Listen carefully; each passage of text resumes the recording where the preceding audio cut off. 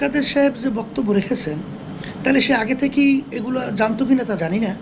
কারণ শান্তিপ্রিয় ছাত্রীদের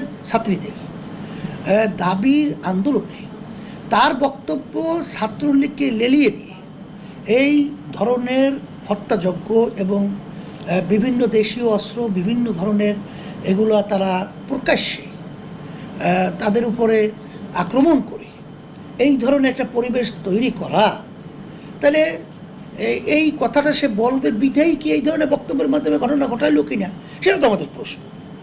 কারণ সে তো ছোট মানুষ, এটা তো বলা যাবে না।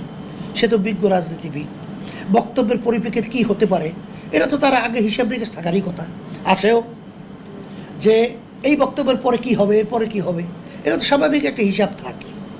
এখন সেই কথাটা বলেছে কেন, তার উদ্দেশ্য কী, তাদের প্রতিটা কথাই আমাদের প্রশ্ন এবং প্রশ্নবিদ্ধ।